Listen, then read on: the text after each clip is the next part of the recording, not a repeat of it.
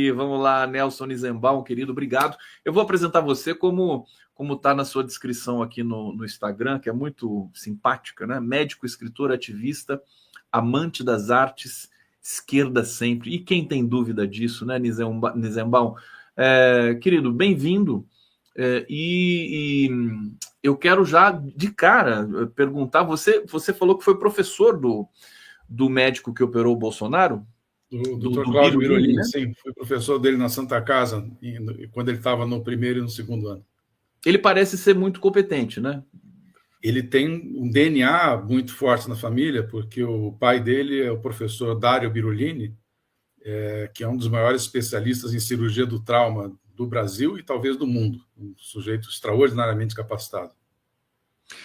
Nizembal, conta um pouco para a gente. O Birulini deu uma coletiva agora há pouco, inclusive eu vou colocar imagens aqui para a gente, inclusive, ouvir um pouquinho, mas ele me pareceu muito de uma tensão. Claro que depois de uma cirurgia de 12 horas, mesmo com uma noite de sono e pelos detalhes de alta complexidade que essa cirurgia ensejou, ele me pareceu, né, bastante cuidadoso, para dizer o mínimo. Assim. Qual que é a sua leitura desse momento? E explica um pouco para a nossa comunidade aqui do que se trata isso, né? Quer dizer, reconstrução da parede abdominal, essas alças intestinais que tiveram de ser desobstruídas, né? Que é um trabalho, parece que muito minucioso, que tem que tomar um cuidado imenso na hora de fazer essa intervenção ali. Nelson Nizembal, vamos lá. Exato. Bom, ali nós temos um paciente que foi vítima de um ferimento por arma branca, que para algumas coisas equivale talvez até a um ferimento por arma de fogo também, porque a arma branca ela entra no abdômen e lesa o que tiver pelo caminho. No caso do que eu me lembro, ele teve lesão de alça intestinal, teve lesão de rim, teve lesão de fígado, e por muito pouco a faca não alcançou a aorta abdominal dele, ou eventualmente a cava inferior, que causaria provavelmente uma hemorragia fatal. Realmente passou muito perto ali, foi coisa de 1,5 centímetros, talvez, né, pela descrição que o primeiro cirurgião deu. Então, assim, já foi a primeira cirurgia dele, já foi uma cirurgia muito trabalhosa, uma laparotomia que a gente abre de cima até embaixo, né? Porque realmente numa situação como essa, o cirurgião tem que ter conforto para examinar cuidadosamente tudo que está na cavidade abdominal e poder abordar cada ferimento com o seu tratamento específico. E então ele já saiu da primeira operação como um paciente de risco. Eu até me lembro que eu acompanhei dia a dia, no dia seguinte à primeira cirurgia, eu escrevi alguma coisa na minha mídia social, olha, possíveis complicações entre o 5º e 7º dia, possíveis complicações entre o 10º e o 20º dia, possíveis complicações de longo prazo, e tudo que aconteceu com ele estava nessa descrição que eu dei, porque assim, tive experiência com cirurgia de trauma no começo da minha carreira e sei como é que essas coisas funcionam. Então, nós tivemos uma cirurgia de emergência muito delicada, muito complicada, com muita manipulação. E o que acontece com o abdômen, com a cavidade abdominal muito manipulada? Formam-se processos inflamatórios de cicatrização, e esses processos inflamatórios podem gerar fibroses que causam uma aderência entre alças intestinais. Alças intestinais que normalmente escorregam dentro da cavidade abdominal, porque ela é coberta por uma serose, uma camada muito fininha, chamada peritônio, e tem uma pequena quantidade de um líquido lubrificante que preenche toda essa cavidade virtual. Então, as alças e as vísceras têm uma liberdade de deslizar e de se movimentar, que é o que elas precisam para o processo de digestão e de absorção, enfim, tudo aquilo que envolve a função intestinal. Quando você forma uma fibrose, ou você forma anéis de fibrose, você tem um ponto onde a alça está presa, né? E dependendo da configuração do movimento das alças, eventualmente você pode ter uma dobradura de uma alça que está aderida, né? E eventualmente uma alça se insinua por um anel de fibrose, né? Está aqui um anel de fibrose, a alça se insinua, e no momento em que ela faz isso, ela fica presa e ela começa a edemaciar, ela começa a entrar em sofrimento. Isso causa uma dor muito grande e um quadro de oclusão ou suboclusão intestinal, que pode acontecer geralmente numa alça de delgado, de intestino delgado, que é uma parte do intestino que tem 3,5 metros de comprimento, e ela é toda enovelada na cavidade abdominal. Essas aderências podem acontecer entre alças, podem acontecer entre alças e a parede abdominal, pode acontecer entre alças e outra víscera abdominal, como o fígado, eventualmente o próprio estômago, eventualmente, no caso de mulher, por exemplo, aderir uma alça no útero, como eu vi um caso uma vez de uma suboclusão por aderência da alça em um útero que tinha sido vítima de um processo inflamatório muito intenso. Então, essa complicação de suboclusão intestinal é uma complicação muito possível e previsível num paciente que teve a cavidade muito manipulada. Aí o que aconteceu? Ele, poucos dias depois da primeira cirurgia, teve uma infecção, teve uma peritonite, ou seja, mais inflamação no peritônio. Eu não me lembro exatamente muito bem, mas acho que ali ele fez uma nova cirurgia para drenar a cavidade peritoneal. Essa de ontem foi a 7ª. Pois é, exatamente, né? Porque esses quadros ficam realmente se repetindo, vira um paciente crônico, né? Que pode ter uma intercorrência desse tipo. Dessa última vez, foi feita uma tentativa de descompressão do intestino através da sonda nasogástrica. A sonda nasogástrica permite a drenagem do excesso de líquido e aquelas alças que estão inchadas pela suboclusão têm a oportunidade, eventualmente, de esvaziar e desfazer a suboclusão. Então, sempre se tenta resolver isso com a sonda nasogástrica, com alívio do tubo digestivo. Quando esse alívio não acontece, o paciente tem que ser levado realmente à cirurgia, porque um sofrimento de alça intestinal pode levar à necrose dessa alça. A alça está presa ali no anel de fibrose, ela incha, ela perde o suprimento sanguíneo e ela pode necrosar e romper. Esse é o cenário mais catastrófico de oclusão intestinal, é a ruptura de uma alça necrosada. Se isso vier a acontecer, eu tenho muitas perguntas aqui em cima disso. Aliás, eu tenho a comunidade aqui, muita gente, justamente por essa questão política e tudo mais, duvida de que o Bolsonaro esteja passando por essa cirurgia, se passou por essa cirurgia. Então eu peço para vocês, né, vão aproveitar a aula de medicina do nosso Nelson aqui, esqueçam que foi com o Bolsonaro e vamos falar, porque é uma questão que realmente acomete parte considerável da população brasileira, né, que tem incidência de câncer no intestino e tudo mais. Então é uma cirurgia que não é incomum, embora ela seja muito complexa, né, Nelson? Sim. Ela é complexa porque você desfazer a aderência entre duas alças intestinais é extremamente delicado. Quem nunca viu uma alça intestinal ao vivo e manipulou ela com o paciente aberto, não tem ideia de como isso é delicado e como é complicado você desfazer uma aderência. Como é que... Desculpa, querido, mas como é que desfaz uma aderência? Você tem dois tubos muito maleáveis e muito flexíveis grudados.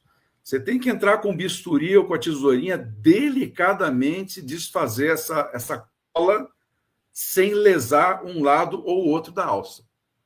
Entendeu? E depois você costura o intestino? Não, você não costura, você apenas libera, você apenas descola uma alça da outra. Se eventualmente perfurar a alça nesse procedimento, aí você tem que suturar, aí você tem que costurar aquela perfuração.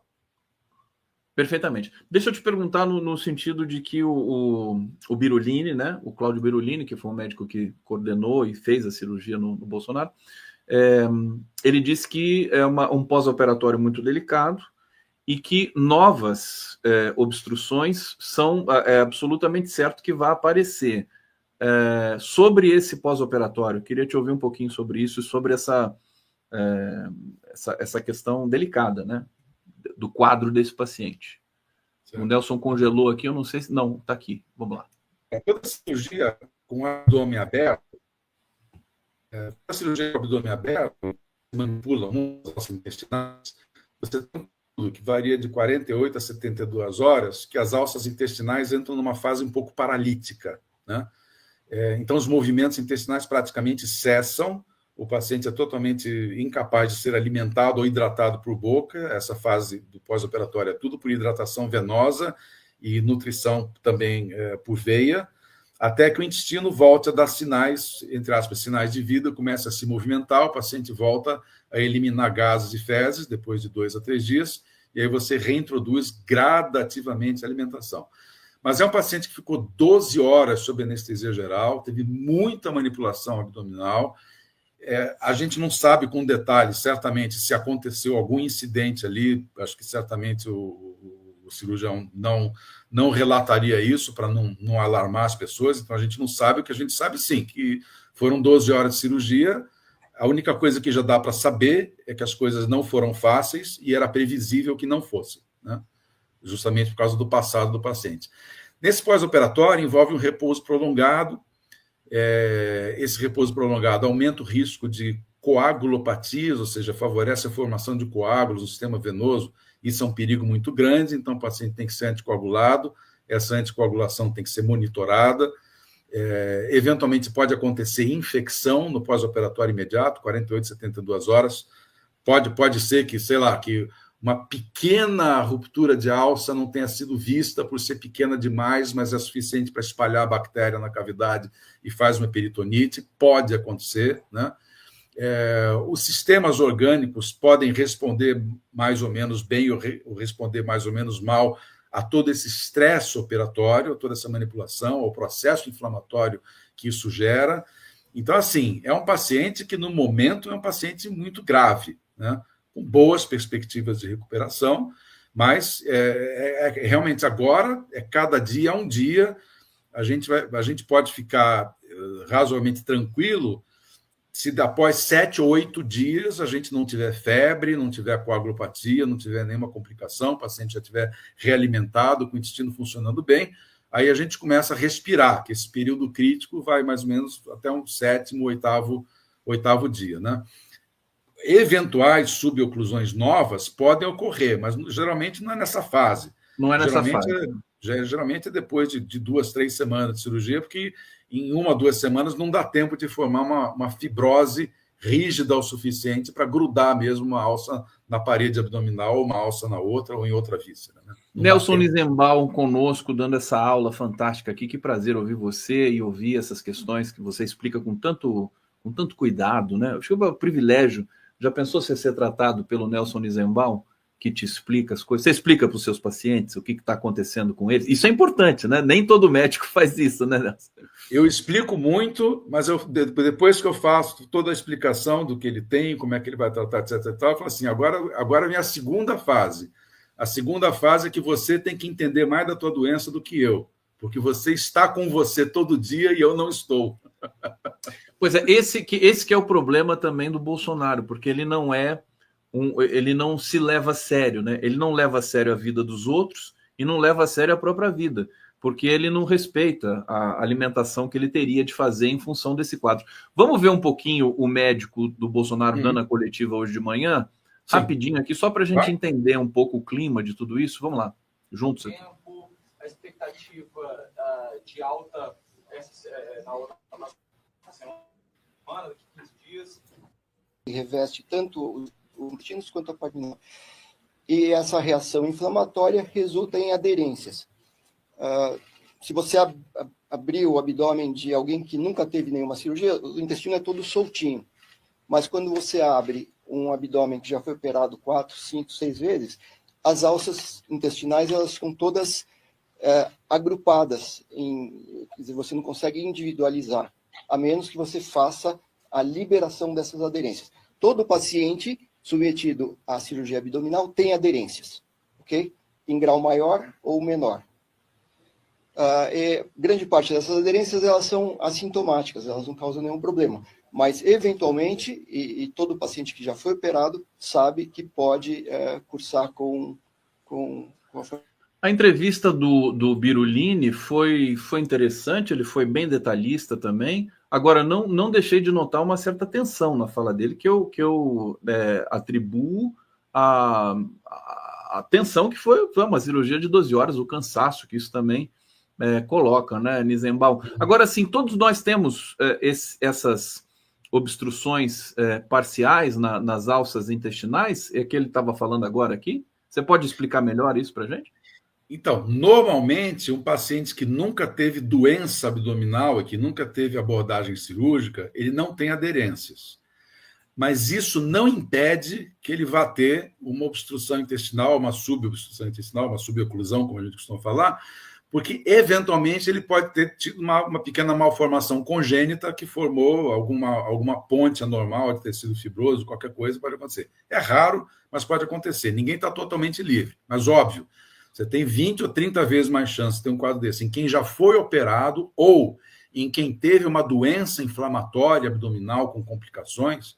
Por exemplo, mulher que teve doença inflamatória pélvica, que teve uma infecção severa em trompas, útero, ela está sujeita a ter uma aderência, ou mais de uma aderência, e ter um quadro desse, como eu tive a experiência de ter uma paciente com esse quadro.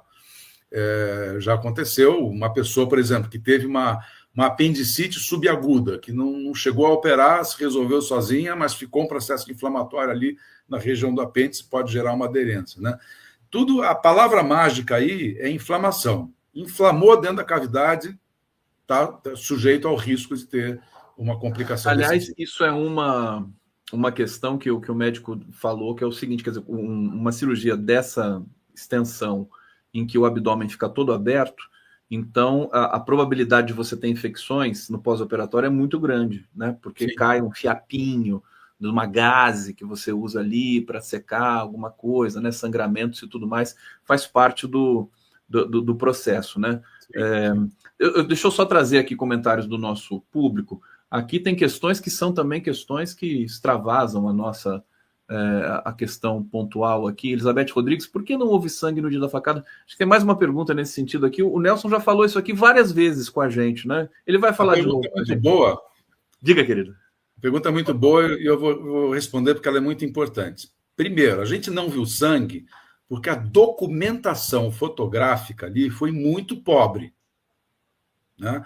Quando a gente examina a cena, logo depois que ele desceu, puseram panos em cima dele, né? Então, a partir dali, a gente não vê mais nada. Mas quando você leva uma facada na região que ele levou, o que acontece? A faca atravessou planos musculares. Os planos musculares reagem ao trauma fazendo uma contração muito grande, justamente para evitar que o sangue saia do corpo.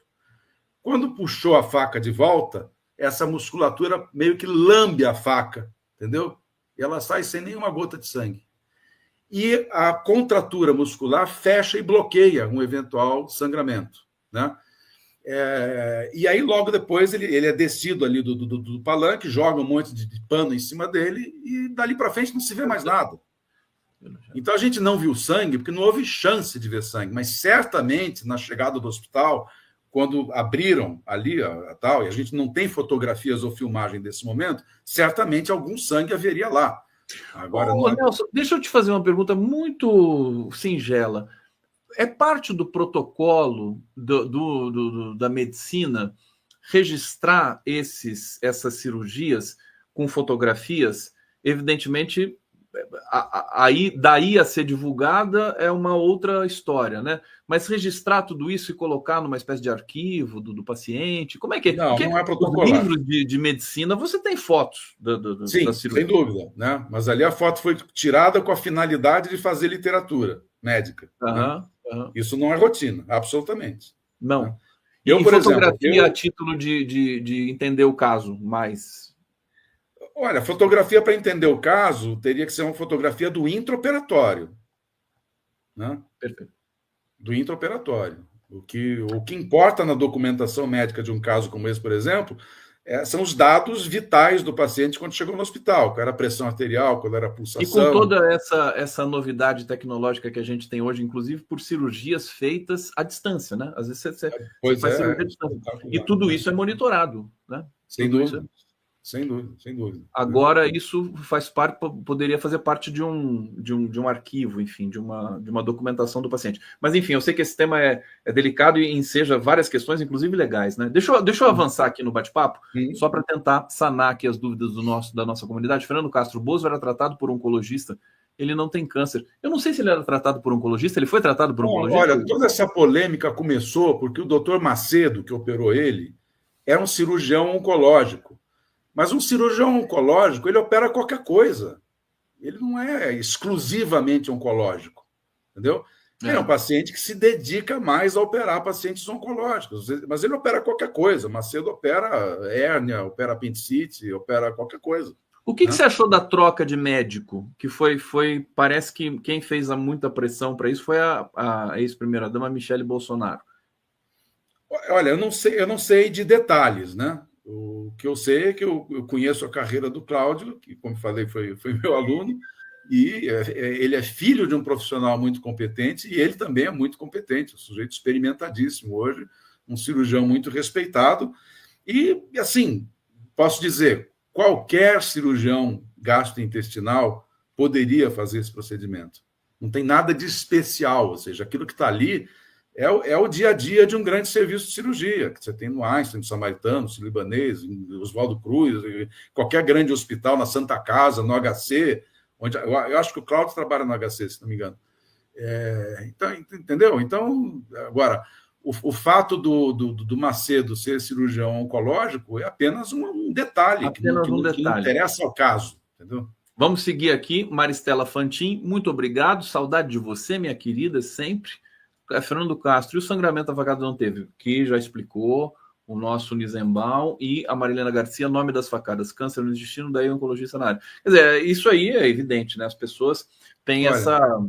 Eu vou dizer uma coisa para vocês... Também não é crime, né? Achar que... Eu vou dizer uma coisa para vocês, categoricamente, Bolsonaro não tem câncer e não teve câncer. Não teve. Vocês acompanharam o câncer do presidente Lula, vocês acompanharam o câncer da presidenta Dilma e vocês viram muito bem o que acontece com o paciente de câncer. Nada disso aconteceu com o Bolsonaro. Não perdeu um fio de cabelo, não perdeu 1 quilo de peso e não perdeu um restinho de arrogância dele, nada. Não mudou nada a vida dele. Entendeu? Que quem tem câncer também tem essa experiência, né? Quem tem câncer tem essa experiência. Fica um pouquinho mais humilde frente à vida, um pouquinho mais temente a Deus ou temente a alguma coisa que não seja. Sem papas na língua, o nosso querido Nelson Nizembal, por isso que é tão bom, por isso que é uma honra receber você aqui. Para terminar, Nelson, essa história do paciente não muito disciplinado, né? E qual que é a tua leitura, o prognóstico, em vista de tudo que foi comentado até agora, da extensão da cirurgia, desse paciente, quer dizer, vai poder fazer campanha política, né? E isso fragiliza, né? Existe um divisor de águas dessa cirurgia do Bolsonaro, na sua visão? Olha, do que a gente já aprendeu com ele, sobre ele, é tudo uma questão da recuperação da saúde física, porque a mental ele já não tem mesmo, né? Então, ele vai superar da recuperação física, ele vai voltar a ser exatamente o que ele era. É o que a gente aprendeu nesses anos de convivência com esse problema dele, né? Perfeitamente, né? Vamos acompanhar aqui, todos nós. Eu posso aproveitar, tem aqui um tempinho ainda, para a gente poder orientar toda a comunidade que nos assiste com relação à prevenção a esse problema, por exemplo, do câncer no intestino. Existe sempre um protocolo. O que você recomendaria para quem nos assiste, que possa ter problemas, inclusive, com essa questão de obstrução, que não precisa ser através de um câncer e tudo mais, como você explicou aqui? Olha, prevenção específica para a superoclusão, desconheço, não existe nada, né? Agora, sim, na hipótese da gente querer prevenir um câncer de intestino, é importantíssimo a gente reduzir, não precisa eliminar, reduzir a ingesta de carne vermelha, nunca comer aquele queimadinho do churrasco, reduzir... Queimadinho do churrasco é cancerígeno. Gente, eu adoro queimadinho de churrasco. Pois é um problemão. Não ingerir alimentos ultraprocessados, né? Cada salsicha que você come reduz 15 minutos do teu tempo de vida. Meu Deus, isso é persuasivo. Comer bastante fibra, comer bastante salada, bastante fruta. Se possível, fazer a dieta mediterrânea, que acho que é a coisa mais saudável, comprovada que existe na medicina, a dieta mediterrânea. Outro ponto, fazer exercício físico diariamente é um fator preventivo para vários tipos de câncer, né? E assim, você tomando essas medidas nutricionais, de hábitos de vida, dormir bem, acordar bem, ter uma vida saudável, você vai conseguir reduzir o teu risco de câncer de intestino em mais ou menos 60% ou 70%. O 30% do risco residual, infelizmente, você vai ficar, porque na questão do câncer, 30% dos casos é o que a gente chama de loteria. Você não tem como prevenir, não tem como prever, e pode acontecer com qualquer um, né? Independente de ter carga genética ou não, de ter fator de risco ou não, 30% dos casos vão acontecer e você não vai conseguir prevenir. Mas você pode reduzir em 60%, 70% o teu risco com essas medidas. Dieta mediterrânea, rica em fibras, exercício físico, vida saudável, reduzir carga de estresse, também muito importante. Se tiver caso de câncer de intestino na família, fazer uma vigilância genética e colonoscópica mais frequente, né? Agora, Gustavo, eu quero finalizar dizendo o seguinte. Eu lembro que naquela época, né, que a gente estava discutindo se teve facada ou não teve facada, eu falava o seguinte, assim, gente, não existe teoria de conspiração, existe conspiração. E as conspirações, a gente fica sabendo porque elas vazam. A conspiração do golpe, promovida por essa gente do Bolsonaro, ela vazou. E por que vazou? Porque eles são burros demais. Eles deixaram milhares de provas pelo caminho. A gente não tem a menor dúvida que havia uma conspiração por causa da quantidade. Ele falava isso nos discursos, ele desafiou o Supremo, falou que ia desobedecer Alexandre de Moraes, falou naquela famosa reunião de 22 de abril que ele tinha um sistema de informação paralelo que ele ia criar, falou na reunião de julho de 2022 que tinha que fazer alguma coisa para evitar que a eleição acontecesse. Enfim, ele deixou tudo, e fora os documentos, né? Tinha papel do golpe na casa do ex-ministro da Justiça, tinha provas em computador, em e-mail, em WhatsApp, etc. Enfim, né? A Polícia Federal montou um inquérito, acho que nunca foi tão fácil montar um inquérito da Polícia Federal como foi esse, né? Aí eu pergunto de novo a vocês acham que essa gente ia conseguir montar uma conspiração de facada envolvendo 2 grandes hospitais e 2 grandes equipes médicas, sem que nada disso vazasse, nada ficasse pelo caminho? Gente, bom senso, pelo amor de Deus. A facada houve, as consequências estão aí até hoje.